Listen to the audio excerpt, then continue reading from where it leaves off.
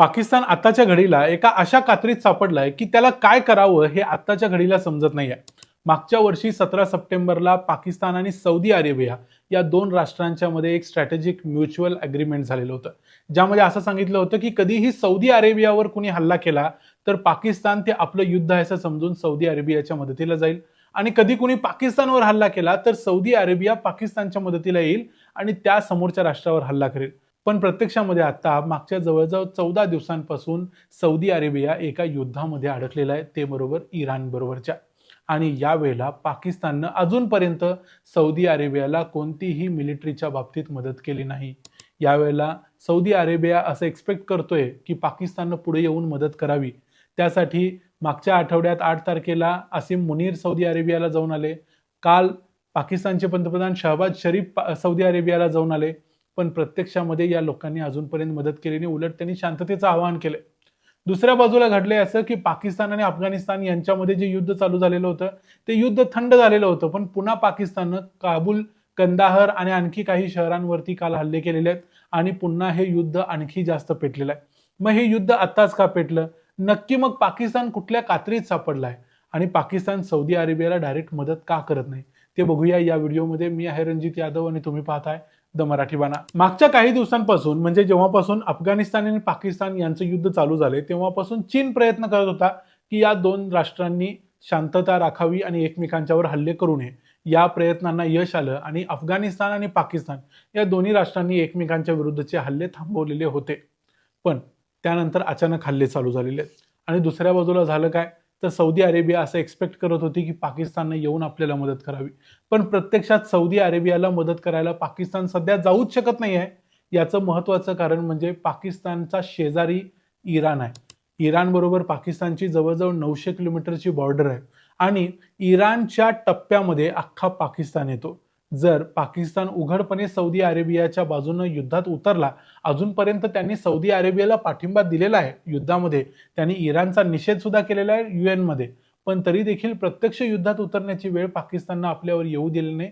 कारण संपूर्ण पाकिस्तान इराणी मिसाईलच्या टप्प्यात येतो आणि इराणनं जर ठरवलं तर पाकिस्तानला भाजून काढायला इराणला फार वेळ लागणार नाही. इराणनं आता आपलं सगळं काही जे मिसाईल्स आहेत त्या सगळ्या पश्चिमेच्या दिशेने लावलेल्या आहेत आणि त्या आजूबाजूच्या देशांना आणि अमेरिकेला टार्गेट करतायत. पण त्यांनी ठरवलं तर पाकिस्तानला टार्गेट करणं हे इराणला जास्त अवघड नाही. याच्याशिवाय देखील एक आणखी कारण आहे ज्यामुळे पाकिस्तान इराणच्या नादाला सुद्धा लागू शकत नाही. ते थोडक्यात सांगतो, पण त्याच्या अगोदर सांगतो की पाकिस्तान मग सौदी अरेबियाला मदत नाकारू का शकत नाही. पाकिस्तान असंही म्हणू शकत नाही की तुम्ही आपलं डिफेन्स अग्रीमेंट झालेलं होतं आणि आता आम्ही सध्या तुम्हाला या पोझिशनमध्ये मदत करू शकत नाही, असंही म्हणू शकत नाही. कारण पाकिस्तान सौदी अरेबियाच्या पैशावर जगतो, सौदी अरेबियाच्या तेलावर जगतो. पाकिस्तान सौदी अरेबियाकडून तेल घेतो, ते अतिशय डिस्काउंटेड प्राइसला घेतो, त्याचे पैसे तो कधीही आपल्या मर्जीप्रमाणे देतो. हे सगळं असल्यामुळं पाकिस्तान सौदीला नाराज करू शकत नाही. त्यामुळं MBS मोहम्मद बिन सलमान हे पाकिस्तानच्या दृष्टीनं देव आहेत. त्यांचे जाऊन प्रत्येक वेळेला शहबाज शरीफ, आसिम मुनीर पाय धरतात. कारण सौदी अरेबियाकडे प्रचंड पैसा आहे आणि पाकिस्तानला प्रचंड गरिबी आहे. त्यांना कितीही पैसा ओतला तरी तो देश त्या गर्तेतून बाहेर निघणार नाही. त्यामुळे नेहमी सौदी अरेबिया पाकिस्तानला गरजेचा असतो. मग या परिस्थितीत पाकिस्तानला प्रश्न होता की आता तोडगा काय काढायचा. आपण सौदीला मदतही करू शकत नाही, इराणच्या विरोधात जाऊ शकत नाही, सौदीला नाकारूही शकत नाही. मग यावेळेला पाकिस्ताननं सुरू केले अफगाणिस्तानवर पुन्हा हल्ले.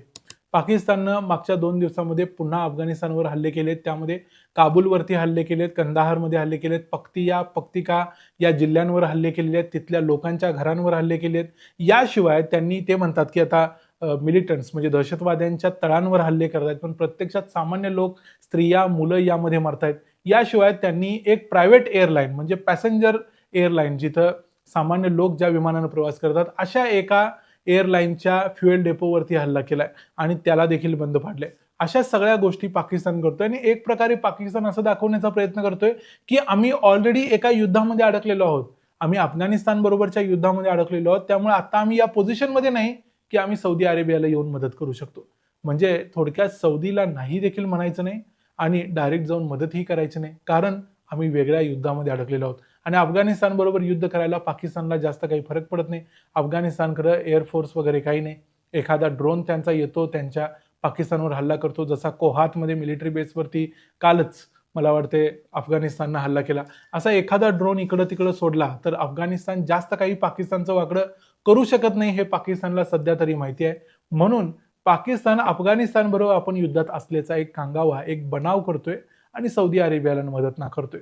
म्हणून काल शहबाज शरीफ सौदी अरेबियाला गेले, त्यांनी MBSची तिथं भेट घेतली आणि त्यानंतर त्यांनी दोघांना देखील, म्हणजे इराणला, सौदी अरेबियाला, इस्रायल, अमेरिका या सगळ्यांना शांततेचं आवाहन केलं. म्हणजे यांचं कुणी ऐकणार नाही, संबंधच नाही, पण तरी देखील त्यांनी आपण मदत करणार नाही हे इनडायरेक्टली सांगायच्या ऐवजी त्यांनी शांततेचं आवाहन केलं आणि ते परत आले. आता ह्या सगळ्या कारणामुळे पाकिस्तानने एक नवीन कारण तयार केलं की आम्ही युद्धात अडकलेलो असल्यामुळे मदत करू शकत नाही. आता पाकिस्तान इराणच्या विरोधात जाऊ शकत नाही याचं अत्यंत महत्त्वाचं कारण जे मी तुम्हाला म्हटलेलं होतं की शेवटी सांगेन ते म्हणजे पाकिस्तानच्या एकूण जे काही 25-30 कोटीच्या दरम्यानची लोकसंख्या आहे, यामध्ये 20% लोक हे शिया मुस्लिम आहेत. आणि जेव्हा इराणमध्ये आयातुल्ला खोमेनी यांच्यावरती हल्ला झाला आणि त्यांच्या मृत्यूची बातमी आली, त्यावेळेला पाकिस्तानमधल्या या शिया मुस्लिमांनी कराचीमधल्या US एम्बेसीवरती हल्ला केला. त्यामध्ये तिथं ज्या मरीन्सनी फायर केला त्यामध्ये जवळजवळ 20-22 लोक मृत्युमुखी पडले. एवढी गोष्ट घडली तरी देखील पाकिस्तानमधला शिया मुस्लिम घाबरला नाही. तो जाऊन अमेरिकेच्या विरोधात लढायला उभा राहिला.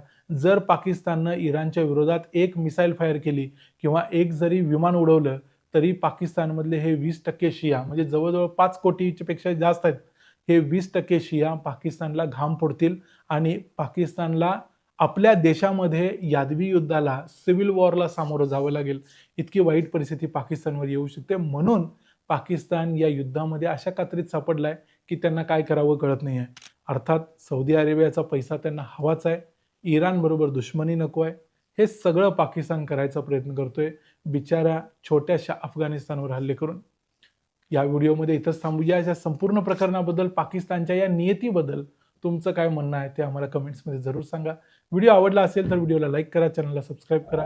पुन्हा भेटू पुढच्या व्हिडिओमध्ये. तोपर्यंत पाहत राहा द मराठी बाणा. जय हिंद, जय महाराष्ट्र.